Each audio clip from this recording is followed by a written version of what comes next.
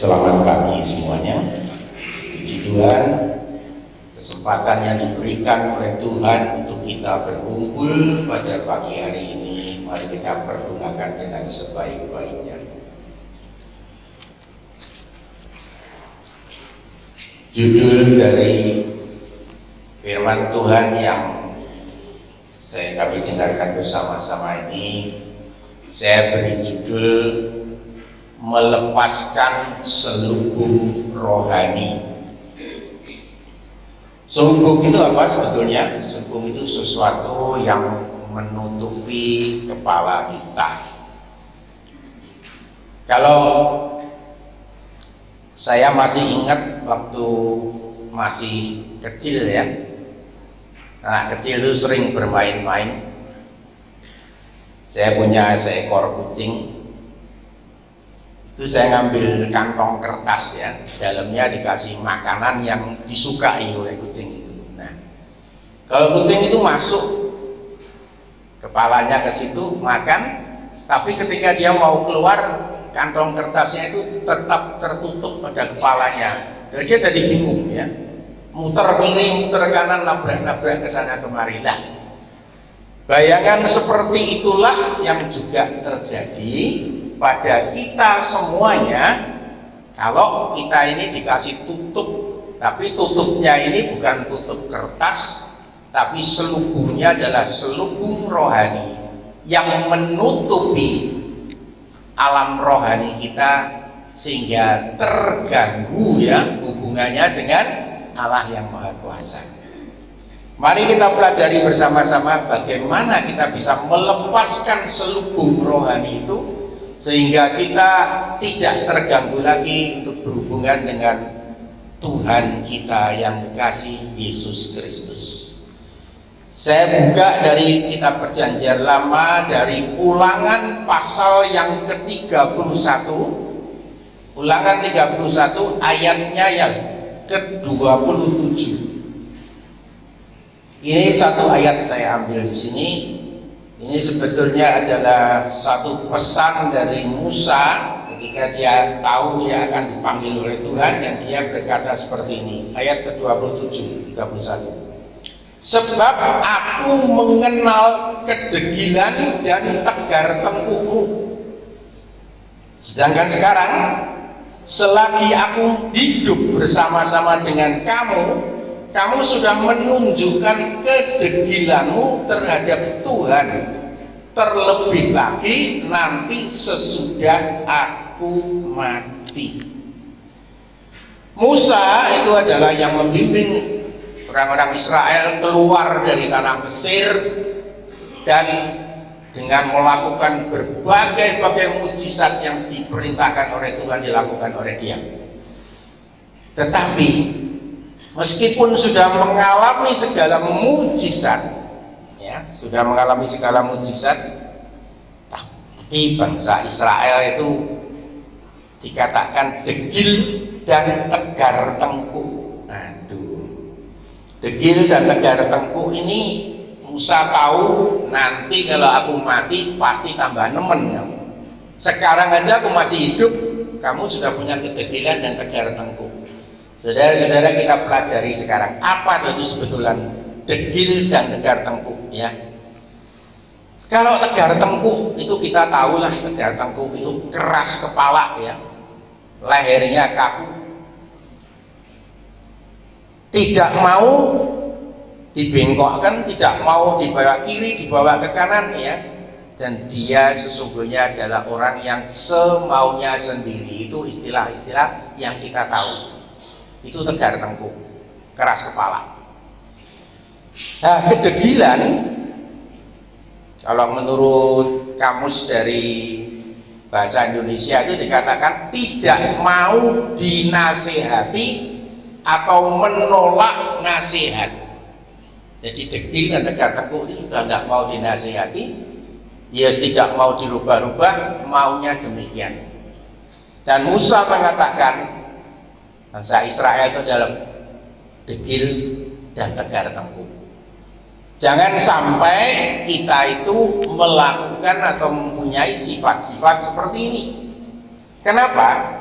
Sebab kalau nanti dilanjutkan, kedegilan atau ketegar tengkuan itu dilanjutkan, nanti lanjutnya menjadi sangat jelek. Itu di dalam Yeremia pasal yang ke-9 ayat yang ke-14. Yeremia 9 ayat 14. Ini saya cuplik aja ya, satu ayat saja, nanti saudara bisa baca di rumah satu perikopnya. 14 mengatakan gini, melainkan mengikuti kedegilan hatinya dan mengikuti para Baal seperti yang diajarkan kepada mereka oleh nenek moyang mereka. Nah, sifat-sifat degil atau tidak mau dinasehati itu akan membawa kemana? Akan membawa kepada Allah-Allah yang lain, para Baal-Baal atau dewa-dewa yang lain. Karena kalau Tuhan mengajarkan kepada kita kebaikan, kelemah lembutan dan sebagainya, kesetiaan, tapi mereka menolak, pasti mereka akan jatuh kepada yang lain. Dan lawan daripada Tuhan itu adalah para Baal-Baal ini. Itulah yang terjadi pada bangsa Israel. Karena itulah mereka selalu meskipun sudah ditolong oleh Tuhan, mendapatkan kemudahan, mendapatkan pertolongan, pasti nanti kembali lagi kepada mereka. Artinya nabi-nabi itu kembali ke nabi yang jahat, ya, bukan Nabi Musa lagi, tapi nabinya adalah nabi-nabi Baal. Saudara tahu di dalam kisah di dalam perjanjian lama ini ada seorang ratu atau raja yang punya sampai 400 nabi-nabi Baal, ya, musuhnya Elia itu. Nah, saudara-saudaraku, sifat ini sangat berbahaya. Kalau kita mengikuti para Baal, kita ini menjadi orang yang degil dan tegar tengkuk. Kalau dinasihati dengan firman Tuhan susah, diberi nasihat supaya begini tidak mau karena aku toh mempunyai pemikiran sendiri. Itu semuanya akan membawa kita kepada maut. Karena kedegilan dan tegar tengkuk itulah yang menyebabkan kepala kita ini diselubungi dari atas, ditutup, dan tidak bisa melihat atau mendengar lagi suara dari Bapa kita yang sejati, yaitu Allah di dalam Kristus Yesus. Ini Yeremia 9:14 ya. Nah, sedikit di sampingnya, di dalam Yeremia pasal 9 juga ayat ke-23 dan ke-24 ini sebagai pembanding, inilah yang dikehendaki oleh Bapa kita di dalam nama Yesus Kristus. 23. Beginilah firman Tuhan. Janganlah orang bijaksana bermegah karena kebijaksanaannya. 1. Janganlah orang kuat bermegah karena kekuatannya. 2. Janganlah orang kaya bermegah karena kekayaannya. Yang menyebabkan menjadi degil atau tegar tengkuk itu adalah 3 hal ini. Yang pertama, kalau dirinya merasa bijaksana, orang bijaksana itu ora dikandani, ya. Nah, sudah bijak, sudah benar, tidak mau dibenarkan. Bahkan di dalam lingkungan kita pun terjadi, dan sampai sekarang masih terjadi, ya. Seorang pengajar dari gereja kita juga, pusat yang tadinya mengajarkan baik, mengajarkan kebenaran, tapi ketika dia mulai merasa dirinya itu bijaksana, aku seorang pengajar tinggi, seorang pendeta yang besar, akhirnya mulai aneh-aneh, tidak lagi mengakui Yesus dan Bapa itu adalah satu, ya. Mungkin saudara-saudara pernah dengar ini, ya, Bapa itu Allah Bapa lebih besar, Yesus itu lebih kecil. Jadi punya pemikiran sendiri yang akhirnya menuju kepada kesesatan. Jangan sampai kita seperti itu. Bijaksana itu baik, itu diberikan Tuhan. Tapi kalau merasa kita bijaksana dan kita bermegah di dalam kebijaksanaan kita, kita pasti akan jatuh.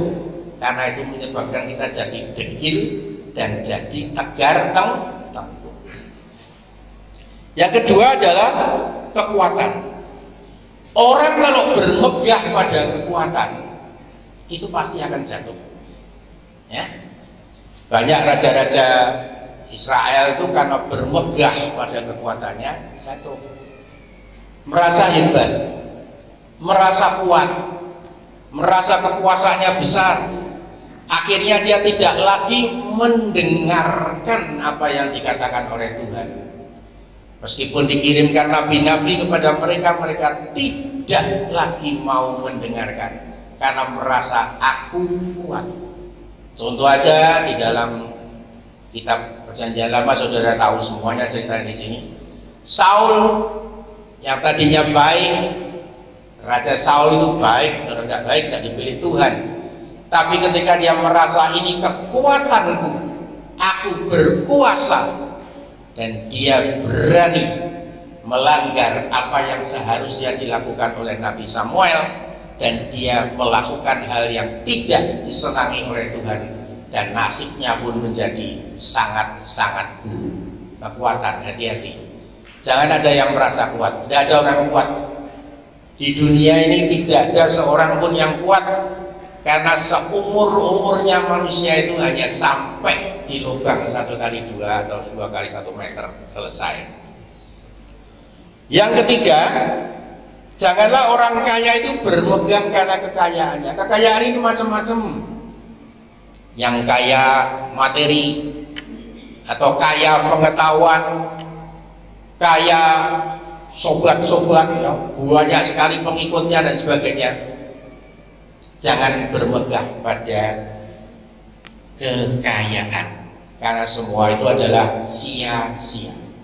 Saya bukan katakan kalau bijaksana itu jelek, bukan katakan kalau kuat itu jelek, bukan katakan kalau kaya itu jelek. Itu semuanya baik, itu semua diberikan juga oleh karena kasih karunia Tuhan. Tapi kalau kita bermegah kepada 3 hal tadi, kita pasti akan jatuh. Saya kemudian ayat yang ke-24 di bawahnya.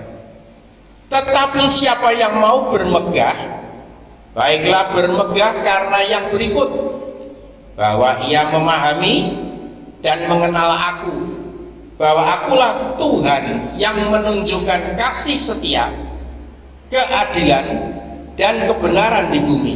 Sungguh semuanya kusukai. Demikianlah firman Tuhan. Saudara-saudaraku, kalau mau menyenangkan Tuhan itu yang pertama adalah apa? Mengenali Tuhan. Tuhan kita adalah Yesus Kristus. Kita tahu Dia sudah mati di kayu salib, menebus dosa-dosa kita, membasuh dosa kita dengan darahnya. Nah, itulah Tuhan kita. Kita harus kenal. Kalau kita sudah kenal, kita memahami kenapa kok Tuhan itu kok mau turun dari sana ke bawah menjadi manusia, hidup dengan cukup sengsara, susah payah, dan bahkan akhirnya juga menderita di kayu salib. Itu karena kasih karunia-Nya. Itulah yang menyebabkan Tuhan melakukan semuanya itu. Baru lewat hari Paskah. Dan itulah yang harus selalu kita ingat. Kita mengenal, kita memahami. Dan yang ketiga adalah mentaati. Jadi kenalilah Yesus, pahamilah apa yang dikerjakan oleh Tuhan Yesus, dan taatilah apa yang diperintahkan oleh Tuhan Yesus. Kalau 3 hal itu dilakukan, sederhana sekali sebetulnya, ya, saudara akan menjadi orang yang paling berbahagia, karena Tuhan itu berkenan kepada orang yang melakukan itu. Saudara-saudaraku, dan kalau kita sudah mendekat pada Tuhan, selubung itu nanti akan diangkat, dan kita baru bisa mengenal kitab suci dengan cara benar. Ada beberapa orang mengatakan, Alkitab ini kok dibaca kok aneh ya, saya baca tuh ngerti, besok lupa lagi, ya. Atau nanti saya baca nggak ngerti apa artinya, atau saya lupa, rasanya itu dulu pernah diterangkan di gereja, di persekutuan, tapi sekarang kok lupa. Itu karena kembali selubung itu menutup. Tapi kalau orang itu selalu dekat pada Tuhan, memahami dia, mentaati dia, selubung itu tidak akan ada lagi pada saudara-saudara semuanya. Saudara-saudaraku, ini masih di dalam masa sebelum Tuhan Yesus naik ke surga. Nah, ini ada satu riwayat di dalam Alkitab yang sangat-sangat menarik. Kita buka aja dari Lukas, dari Injil Lukas, pasalnya yang ke-24, ayatnya 13 sampai 35, tapi enggak saya baca semua. Judul perikop ini adalah Yesus menampakkan diri di jalan ke Emmaus. Saya ceritakan begini aja ya. Pada waktu itu ada dua orang murid Tuhan itu berjalan-jalan, mau menuju ke sebuah kampung bernama Emmaus. Mereka jalan-jalan itu mereka bercakap-cakap. Yang dipercakapkan adalah apa? Karena itu dalam masa sehabis masa penyaliban Tuhan dan juga masa kebangkitan sudah ada.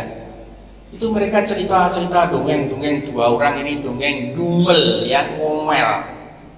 Oh, Tuhan kita kok disalib, ya? Kok sampai para imam-imam itu kok membawa dia ke tempat pengadilan dan menjatuhkan hukuman dan sebagainya. Dan mereka juga mengatakan kok Tuhan itu kok mati di kayu salib gitu.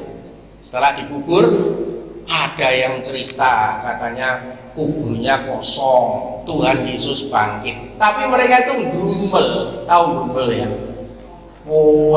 Bisik dengan tidak puas sebetulnya. Nah, ketika mereka sedang berjalan itu, mendadak saja pada ayat yang ke-15 ini, ketika mereka sedang bercakap-cakap dan bertukar pikiran, datanglah Yesus sendiri mendekati mereka lalu berjalan bersama-sama dengan mereka. Tanya, apa tuh yang kamu ceritakan itu? Wah, orang ini tidak kenal Yesus loh waktu itu. Diselubungi, ada selubung. Jadi Yesus jalan di dekat di sebelah mereka. Yesus sudah bangkit itu jalan. Kenapa kamu cerita? Dan cerita ini masalah di Yerusalem. Kok kamu kok nggak ngerti? Semua orang di Yerusalem tahu loh. Dan Tuhan itu langsung mengatakan sesuatu yang sangat-sangat menegur mereka di dalam ayat yang ke-25 ini. Baca saja di rumah, ini terlalu panjang ya. Ayat 25, di Tuhan Yesus berkata, lalu ia berkata kepada mereka, hai kamu orang bodoh, betapa lambannya hatimu sehingga kamu tidak percaya segala sesuatu yang telah dikatakan para nabi. Yesus itu menegur, kamu daripada gerumel, gerundel, kenapa kamu tidak percaya yang dikatakan para nabi? Yang dikatakan Mesias itu harus menderita, dan Mesias itu nanti akan bangkit, dan Mesias itu akan mengalahkan maut dan sebagainya. Bahkan Tuhan sendiri sudah pernah mengatakan itu, mengajarkan pada mereka, tapi mereka lupa. Nah, dikatakan betapa lambannya. Lamban itu apa ya? Lemot ya. Kalau yang senang main internet, kalau internetnya sedang lemot gimana? Gedruk-gedruk gitu. Ngelihat YouTube kok cuma muter aja, cerita kok ya muter. Nah, kalau dengar sinetron dari handphone, kalau lemot, wah gedruk-gedruk. Nah, ini Tuhan itu ya sedikitnya mungkin ya agak jengkel ya, sampai ditegur, bodohnya kamu, lambannya kamu. Tapi mereka tidak marah kok, ditegurnya marah. Ini murid-murid ini sudah kenal kasih ya, jadi junek-junek ini sama orang asing ya diem aja. Terus mereka suruh mampir ya, Tuhan, mari makan di sini, makan mereka. Jadi baca sendiri di rumah ya. Dan ketika mereka duduk, Tuhan Yesus memberkati dan memecahkan roti. Ketika dipecahkan roti itu, baru mereka melihat siapa itu, Yesus Kristus, Tuhan kami. Dan Yesus gaib dari pandangan mereka. Saudara-saudaraku, tadinya tidak bisa ngerti, tidak bisa melihat Tuhan, karena pikirannya apa? Sudah tidak percaya. Mereka itu kecewa, Tuhan mati di kayu salib itu kecewa. Hari bangkit apa enggak ngerti, sudah cerita tahu-tahu kosong kuburnya. Makanya cuma gerumbel aja. Saudara-saudaraku, kita sekarang menghadapi zaman akhir. Jangan sekali-kali kita melupakan apa yang dikatakan oleh kitab suci kita. Firman Allah ini adalah Yesus sendiri. Yesus adalah firman. Firman telah menjadi daging, tapi ini adalah firman Tuhan. Peganglah setiap hari, pahamilah setiap hari. Maka firman mengatakan, berbahagialah orang yang merenungkan firman Tuhan siang dan malam. Merenungkan itu bukan berarti kalau jalan bermimil ya, bukan ya. Ada itu orang Tuhan, enggak, bukan itu. Bukan juga seperti orang Farisi yang menghafalkan Alkitab dari depan sampai belakang sampai hafal, tapi juga tidak mengerti ayat yang hidup yang ada di dalamnya. Mari kita baca selanjutnya yang berkaitan dengan apa kejadian di Emmaus tadi di dalam Markus pasalnya yang ke-16. Markus pasal 16 ayatnya juga satu aja, 14. Ya. Orang-orang dari Emmaus tadi, yang di Emmaus tadi datang kepada para rasul menceritakan, dia ketemu dengan Tuhan dan begini-begini. 14. Markus 16 ayat 14. Akhirnya at the end ya, ia Yesus menampakkan diri kepada ke-11 orang itu ketika mereka sedang makan. Dan ini sekali lagi kan, ia mencela ketidakpercayaan dan kedegilan hati mereka, oleh karena mereka tidak percaya kepada orang-orang yang telah melihat dia sesudah kebangkitannya. Ya saudara-saudaraku, 11 orang itu siapa? Rasul. Sudah mengikuti Tuhan Yesus selama 3 tahun lebih, mendengarkan ajaran langsung dari Tuhan, melihat segala mujizat yang dilakukan oleh Tuhan. Tapi ketika ada para perempuan atau wanita-wanita yang mengatakan bahwa kuburnya sudah kosong dan mereka melihat malaikat dan sebagainya, aku melihat Tuhan Yesus. Orang dari Emmaus tadi juga mengatakan, aku berjumpa dengan Tuhan. Rasul-rasul ini tidak percaya. Celaka bener ya, orang ngandel. Berarti mereka degil, bodoh, lamban, dan juga tegar tengkuk. Saudara-saudaraku, jangan sampai sifat itu. Di sini jangan ada merasa kebijaksanaan, tidak ada. Tidak ada seorang pun yang bijaksana, Tuhan yang bijaksana. Jangan merasa kuat, aku lebih kuat dari kamu. Jangan merasa lebih kaya, aku lebih kaya pengetahuan, lebih kaya segalanya dari kamu. Semua tidak disukai oleh Tuhan. Para rasul ini ditegur, tidak percaya dan degil. Mesti ini nolongso ya, tapi yang namanya rasul ya ditegur ya sudah diam aja, manut-manut. Dan dari para rasul ini ada satu yang paling hebat tidak percaya. Siapa? Thomas. Thomas ini ditulis dalam Alkitab, tapi berdasarkan apa yang dipentingkan tidak percayanya. Kalau aku tidak memasukkan jariku ke dalam lubangnya di tangan maupun di lambung, aku tidak akan percaya.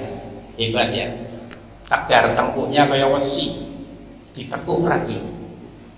Maka kita, saudara-saudaraku, kalau kita itu salah, hati kita ini ditegur oleh Tuhan, engkau salah, engkau tidak benar, engkau sesat. Ya wis nurut toh. Jangan seperti Thomas, karena dia merasa aku ini rasul, aku tidak kalah dari kamu. Untung Tuhan Yesus mengampuni mereka, sehingga Tuhan mengatakan, engkau percaya Thomas karena engkau melihat. Berbahagialah orang yang percaya maupun tidak melihat. Siapa di sini pernah melihat Tuhan Yesus? Tapi kita punya firman Tuhan, dan inilah Yesus yang kita kenal.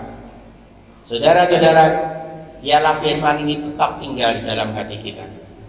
dan Yesus akan ada di dalam hati kita. Kita lihat contoh-contoh ketidakpercayaan dari para rasul, kebodohan dari Thomas. Saudara, kalau mau tahu yang lebih ekstrim, bagaimana orang degil dan tegar tengkuk itu nasibnya, kisahnya saudara tahu di dalam perjanjian lama. Ya, Yesus belum turun loh ya. Jadi pengampunan di kayu salib belum ada. Kejadiannya seperti ini. Nabi Musa itu dipilih oleh Tuhan untuk memimpin orang Israel keluar. Ketika dalam perjalanan, dia memimpin orang Israel kan taat pada mereka. Ada seorang kuat, seorang berpengaruh dan menganggap dirinya bijaksana, namanya siapa? Datan. Datan mikir, aku Mbak Musa podo pinter kok. Mungkin kalau pengaruh saya lebih besar. Kalau kekayaan aku lebih kaya dari Musa. Itu pikir mereka gitu ya. Sehingga Datan ini mulai mengumpulkan kelompok-kelompoknya, menguasai mereka, mulai menentang pada Musa. Padahal orang Israel ini kan bodoh sekali ya, saya bilang lamban sekali. Sudah melihat bahwa laut itu dibelah oleh Tuhan. Laut dibelah dan mereka jalan di tengah-tengah laut. Tapi ketika Datan mulai menghasut ke kiri dan ke kanan, hati-hati ya, di gereja jangan sampai ada yang hasut-hasutan kiri kanannya. Sehingga akhirnya apa? Datan punya pengikut. Dan akhirnya dia merasa kuat dan dia menentang pada Musa. Saudara tahu yang terjadi? Musa mengatakan apa? Yang ikut denganku, mari di tempat sini. Yang ikut Datan, silakan di sana. Saudara-saudaraku, kisahnya berakhir ketika Tuhan membuka tanah, melepaskan Datan dan orang-orang yang mengikuti masuk dan ke dalam tanah, dan nasibnya selesai. Kasihan sekali sebetulnya. Saya katakan kasihan sekali. Kalau ada seorang pengajar atau seorang guru mengajarkan firman Allah yang tidak sesuai dengan firman Allah, ingat ya, mengajarkan firman Allah yang tidak sesuai dengan firman Allah, mengatakan Yesus dan Bapa itu tidak sama, padahal Yesus jelas mengatakan, kalau engkau melihat aku, engkau melihat Bapa, kalau engkau melihat Bapa, engkau melihat aku, dan aku dan Bapa adalah satu. Kalau ada di dalam gereja mengatakan Yesus dan Bapa tidak sama, itu mulai menjadi Datan yang baru. Saudara akan dipaksa untuk pilih nanti, mau milih sana atau pilih firman Tuhan yang benar. Firman Tuhan ini akan dilindungi oleh Tuhan sampai akhir zaman, tidak akan pernah bisa hilang. Kalau kita kurang pengetahuan, Hosea mengatakan umatku binasa karena kurang pengetahuan. Anut-anutan aja, yo mana yo pendeta ini nak sing kono kowe nak sing kene. Ada yang mengatakan teologi kemakmuran itu salah. Wah, tapi kepenak ikut teologi kemakmuran penak, didoakan besok kamu sudah punya Mercedes. Kalau kita mengikuti yang demikian, itu kita jadi ngikuti yang lain. Firman Tuhan tidak mengajarkan itu. Yesus tidak pernah mengajarkan hal-hal yang demikian. Yesus coba mengajarkan apa pada kita? Sangkal dirimu, pikul salibmu, dan ikutilah aku. Itu firman Tuhan. Dan engkau akan masuk ke dalam tempatku bersama-sama dengan aku sampai selama-lamanya. Tapi kalau kita mulai mengikuti yang lain, meskipun itu orang besar, orang yang kuat, orang yang dianggap bijaksana, tapi keluar atau melenceng dari firman Tuhan, kita akan sama dengan pengikut-pengikut Datan. Saya tidak katakan semua yang mengikuti Datan itu jahat. Datan jelas jahat, syirik dan dia benci dan iri pada Musa. Tapi pengikut-pengikutnya yang dipengaruhi, tidak semua jahat. Tapi mereka waktu itu semua masuk dalam tanah. Ini yang perlu kita sadari, yang kadang-kadang saya renungkan di dalam masa-masa ke depan ini. Jangan sekali-kali kita ikut-ikutan ke kiri ke kanan. Peganglah Yesus. Itu adalah tempat kita berlindung yang tidak pernah gagal mengayomi kita. Saudara tahu, di dalam surat kabar kemarin saya baru baca ya, sampai saya kaget. Di Amerika, baru minggu yang lalu itu ada orang bawa senapan semi otomatis, nembak orang, 8 orang mati. Tujuannya apa? Nggak ngerti. Tembak. Mungkin merasa kuat atau punya senjata nembak kiri kanan. Di dalam statistik di Amerika sendiri mengatakan selama tahun-tahun ini ada 199 penembakan liar di tengah jalan. Ngeri ya? Ngeri. 199 itu 200 kurang 1 penembakan liar di tengah jalan nih Mbak. Kenapa ujung-ujungnya? Ya karena begini, beberapa tahun yang lalu itu ketika itu ada orang yang gila ya, setengah gila, naik ke atas atap pakai senapan semi otomatis nembaki. Ketakutan itu muncul di seluruh Amerika. Dan karena ketakutan, mereka itu ditopang dengan apa? Terutama di Texas ini ya, undang-undang bahwa orang dewasa boleh memiliki senjata api. Jadi orang semua beli senjata api, mungkin Pak Timothy bawa Beretta itu. Nanti yang lain lagi nule, wah kalau saya nggak suka Beretta, saya senang kok kayak ngoboi. Nah, lo itu ditunjang. Saya nunjang siapa? Pemerintahnya. Boleh kok. Akibatnya apa? Tempat fitness waktu itu kalah dengan tempat latihan nembak. Nek buka tempat latihan nembak itu laris. Sekarang murah, akibatnya apa? Ketika ada suatu konflik, mereka tidak lari kepada Tuhan. Mereka mau lari dengan bela diri, beli senjata api sendiri. Kenapa setelah itu jadi hampir 200 penembakan? Ya karena apa? Karena yang mendorong mereka supaya beli senjata api itu langsung mendorong mereka pakai saja. Saudara tahu? Itu seperti kucing dikasih tutup rodong itu, wah tabrak sana tabrak sini, sama. Dan orang yang memegang senjata itu merasa dirinya apa? Kuat, merasa dirinya bijaksana, aku bisa menentukan, dan aku adalah kaya, aku bisa beli senapan yang macam-macam. Kemarin itu saya lihat di YouTube ya, jalan-jalan itu di mall ya, sini punya pistol, sini ngandang pakai senapan laras panjang, dipakai jalan. Jadi ke mall itu sudah tidak aman itu. Kalau setan itu lewat, mereka langsung megang, langsung nembak. Saudara-saudaraku, ini adalah orang yang tidak bergantung kepada Tuhan. Saudara-saudaraku, di zaman seperti ini, berpeganglah pada Tuhan. Datanglah pada Tuhan, kenalilah Yesus, pahamilah apa yang dilakukan Yesus, dan taatilah kata-katanya. Dan saudara akan termasuk orang yang berbahagia, karena saudara adalah orang-orang yang terpilih dan masuk di dalam kerajaan. Kita memilih tempat di mana Yesus ada. Kita tidak memilih tempat di mana para Baal ada, para datan-datan ada. Kita ada di samping Tuhan kita, Yesus Kristus. Saudara-saudaraku, ini adalah hal yang sangat penting. Dan bagaimana tuh caranya supaya selain dari kita paham tadi, taat tadi, dan kenal tadi, ada satu lagi ya, yang terakhir ya, sebagai tambahan supaya kita tahu bagaimana kita seharusnya. Kita buka di dalam Injil Markus. Injil Markus pasal yang ke-10 ayat yang ke-15. Injil Markus 10 ayat 15.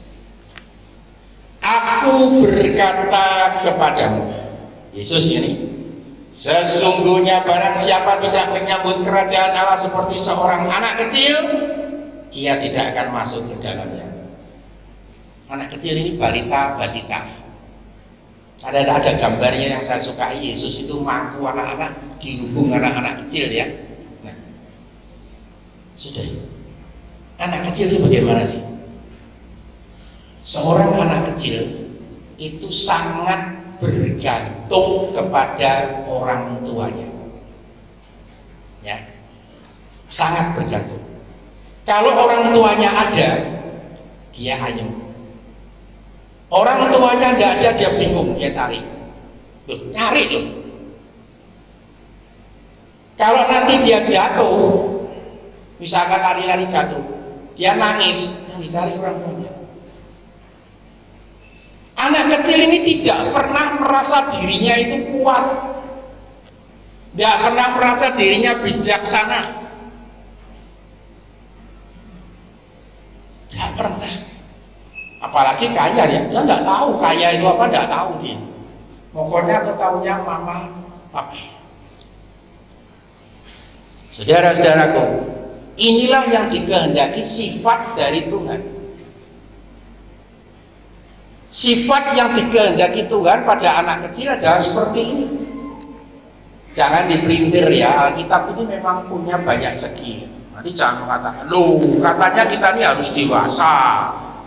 Makanan anak kecil tidak boleh kita makan terus, makan bubur terus. Loh iya, makan firman Tuhannya jangan koyo anak kecil. Firman Tuhan yang keras, yang jelimet tidak mau dengar.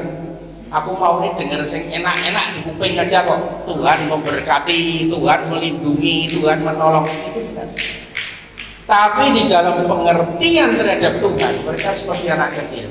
Terhadap Bapa mereka selalu bergantung. Bapa. Saudara-saudaraku, kalau punya masalah, yang pertama kali sebut Bapa, berteriaklah dalam hati. Orang yang demikian itu tidak akan punya selubung lagi. Jangan sampai terjadi kita tidak seperti anak kecil, kita bergantung pada yang lain. Untuk orang di Amerika itu ketika ada ribut-ribut itu mereka tidak bergantung Bapak, tidak, mereka Barenta, AK, wah macam-macam, milih senjata, milih apa, beli, aman mikirnya.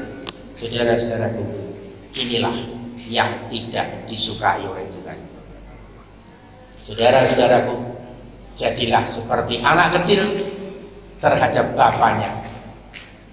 Berdoa kepada Bapak, meminta kepada Bapak, menjerit kepada Bapak, menangis kepada Bapak, karena Dia adalah Bapak kita yang senantiasa ada di sekitar kita.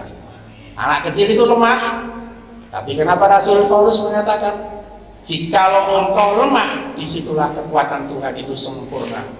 Janganlah bermegah pada kekuatanmu, tapi bermegahlah justru di dalam kelemahan kita. Akuilah bahwa kita ini lemah, kita ini kecil, dan kita tidak mempunyai apa-apa.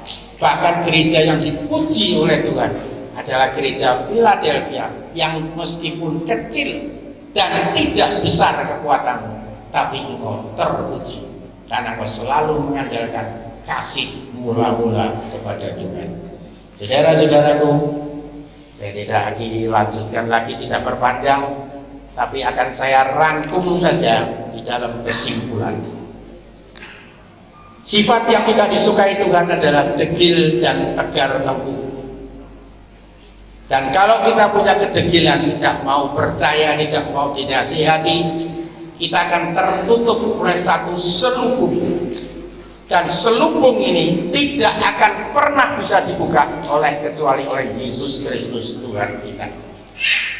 Dan kalau kita mau disenangi Tuhan, datanglah pada Tuhan, pahamilah apa yang dikehendakinya, dan taatilah apa yang diinginkan oleh Tuhan ada di dalam kita.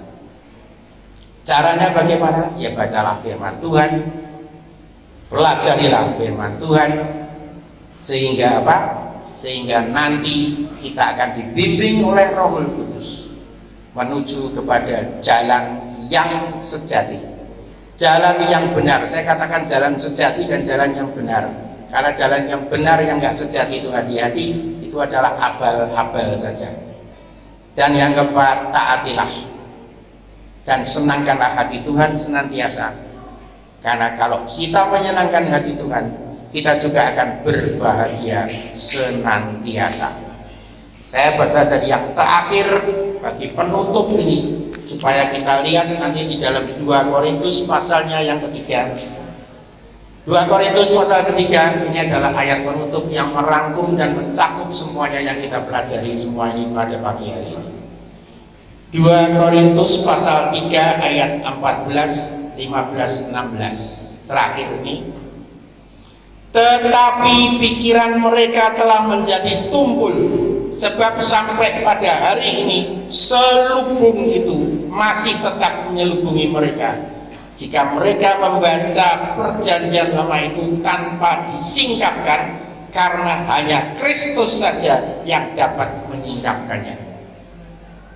15. Bahkan sampai pada hari ini, setiap kali mereka membaca kitab Musa, ini yang baca perjanjian lama ya, ada selubung yang menutupi hati mereka. 16. Tetapi apabila hati seorang berbalik kepada Tuhan, maka selubung itu diambil daripadanya.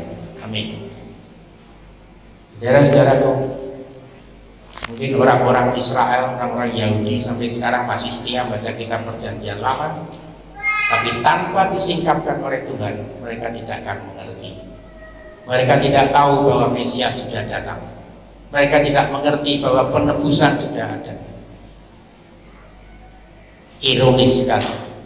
Tapi kita Israel rohani, marilah kita lebih takut akan Tuhan, lebih taat dan lebih mempelajari firman Tuhan, karena itulah yang membawa kita kepada kerajaan Allah yang sejati, karena kita menjadi seperti anak kecil yang selalu berteriak dan menghadap kepada Bapa. Marilah kita berdoa bersama-sama. Bapa di dalam surga, Bapa yang kami sembah di dalam nama Tuhan Yesus Kristus.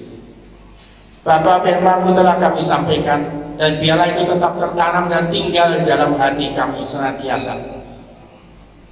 Engkau mengajarkan bahwa kedegilan dan tegar tengkuk adalah sesuatu yang menutupi hati kita dari pengenalan akan Engkau.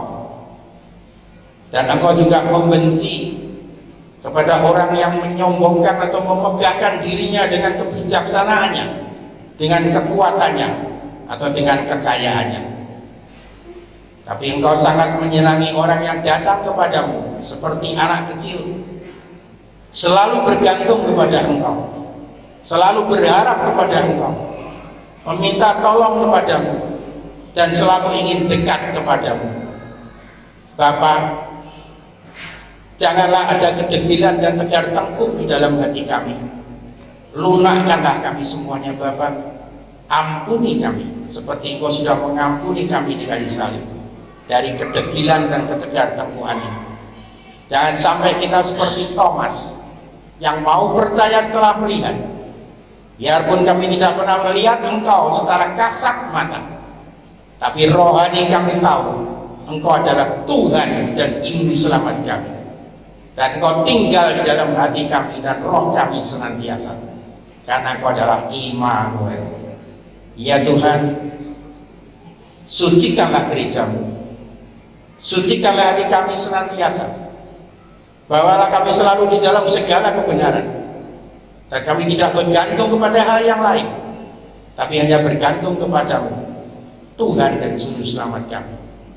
Kami naikkan doa ini Bapa, dalam nama Tuhan Yesus, Tuhan dan Juru Selamat kami.